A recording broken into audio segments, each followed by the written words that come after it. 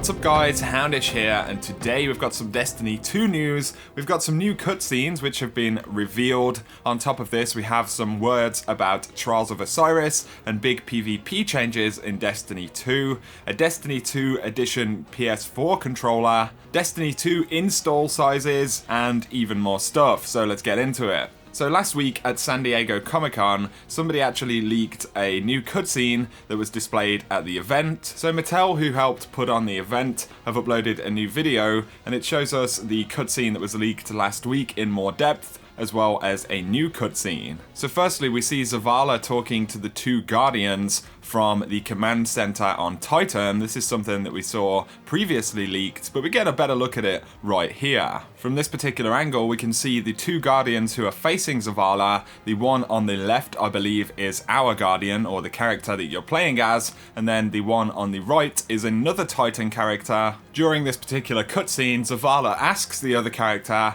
how long before the fleet is combat ready. It could be a specific fleet of Titans, which is pretty interesting. One known fleet of Rogue Guardians includes the Sunbreaker Titans. These have been referred to as a fleet multiple times. Even one of the abilities in the Sunbreaker subclass is called Fleet Fire. So it's pretty interesting either way. If you look in the space inside of this cinematic in the background, you can actually see what looks like kind of a banner with a wolf on the top and then a flag hanging down. The flag actually has what looks like a crown on it, very similar to the New Monarchy crown. So whether this could pertain potentially to the Iron Banner or New Monarchy or some completely different unrelated thing, we don't know just yet. But on top of this, we see some more HD cinematics of cutscenes, including Zavala and our Guardian character on Titan. We also get a little snippet right here of what is obviously a cinematic in Destiny 2, which shows Zavala tackling this Cabal right here, actually grabbing the Cabal's weapon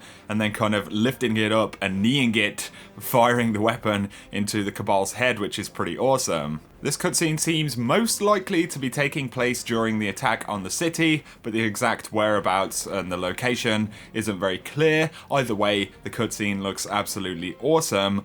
Up next, I wanted to talk about a new interview with Lars Bakken, where he speaks about the Crucible, and this is from dailystar.co.uk. They talk about the 4v4 changes and all of the kind of stuff we'd expect, and then they have a question. So you've reworked Trials, which is now 4v4, but how does that change the dynamic? And Lars Bakken said, Trials is different. I'm not going to talk too much about any of the nuances of what's different, but it's coming back, and its biggest change is the 4v4 change, but there are other changes there too. I believe people will be blown away when they see the Trials stuff. I just wish that I could talk more about it. So of course we don't know what the game mode will be for Trials of Osiris. We know that they've split the Crucible into quick play and competitive modes, which simply refer to the game mode itself. Inside of competitive we have Countdown and we also have Survival, two of the new game modes. Whether these will be the modes for Trials of Osiris or whether it will feature something completely unique is not clear, but they also talk about some other game modes. So the question is,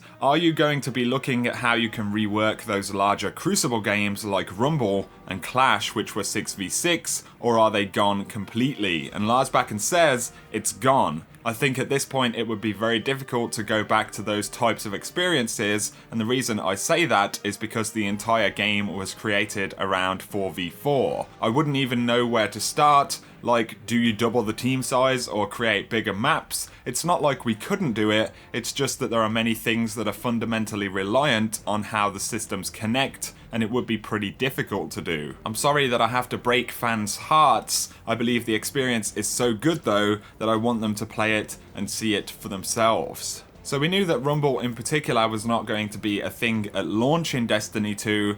This pretty much confirms that they're not considering doing Rumble in any way, shape or form. So that is definitely disappointing, and I feel like a lot of players will be unhappy about this, although later down the road, you know, we may well see something like Rumble return. But there is another question. So now that you're on PC, you've got that connection with Blizzard as well. What are the chances of seeing a Destiny 2 PTR in the same way that we we've seen in Overwatch, so you guys could try things before rolling them out. So PTR is a private test realm, or a community test environment as it's called in Battlefield, basically where they have a future version of the game running in the game, so you can actually boot things up, play game modes which haven't been released yet, play new patches, all of that kind of stuff. And Lars Bakken said, I can say that internally we do have these things already. Whether we ever decide to do a public one, I'm not sure. There is no way to release a game like Destiny without having played it in a realistic environment,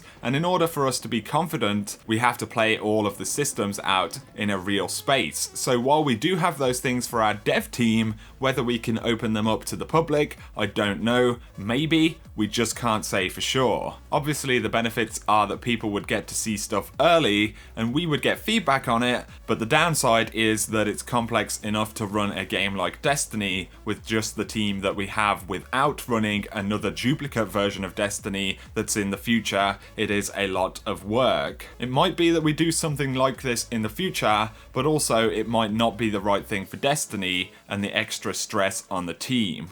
Moving on, they talk about competitive and esports for Destiny 2. So the question is there a chance that we could see Destiny 2 in any kind of esports environment? Lars Bakken says, that's a great question. I think Bungie has a long tradition of being active in the competitive realm, starting way back with our previous games and Halo. It's something that we talk about a lot, but I also think the esports scene is a really interesting one, and I think players choose where they want to spend their time. If they decided that Destiny is a space they want to love and prop up in that way, then that's something we think we're interested in, but I don't want to presume that that is a thing from the beginning. We do want to make the game feel great and more comfortable in a tournament setting. That was one of our goals, but that doesn't mean we can go straight into the World Championships. I wish I could give you a definitive answer, but I think the reality is that we want people to feel comfortable there first, and if it's something that they want, we have the ability to support it, and we'd love to support it.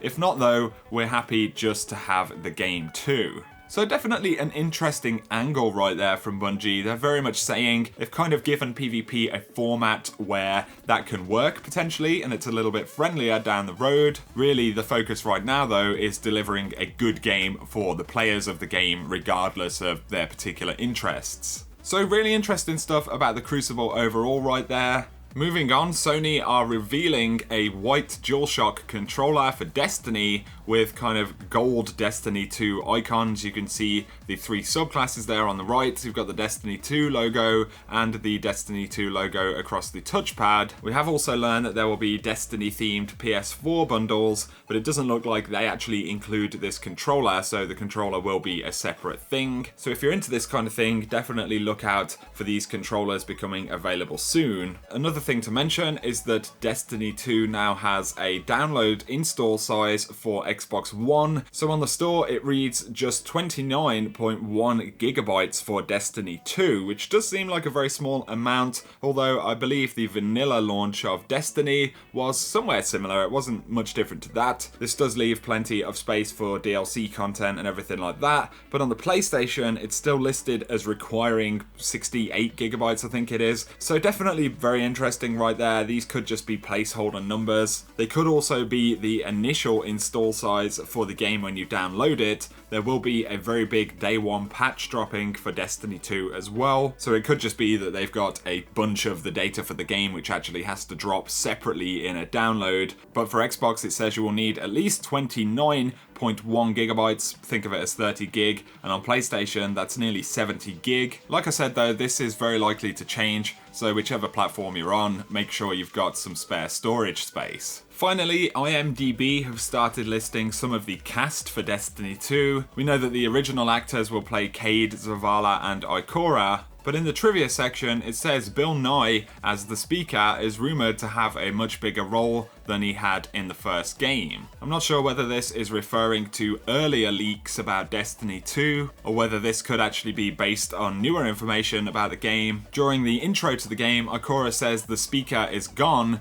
We don't know whether he is actually dead or whether he's just fled like the other members of the Vanguard do, but according to IMDb, the speaker will have a bigger role in Destiny 2. The thing to remember about this though is that people can contribute to these pages with this particular information on, so it's very difficult to tell what the source is and whether these things are indeed true. I just thought that was worth mentioning to you guys. For now though, that about sums up this video, guys. Let me know any of your thoughts down in the comment section, particularly about the Crucible stuff. That's always very interesting. If you have enjoyed this video though, a like is appreciated, and if you're new to the channel, be sure to hit subscribe to see a lot more Destiny 2 content. For now though, whatever you do, I hope you have an awesome day.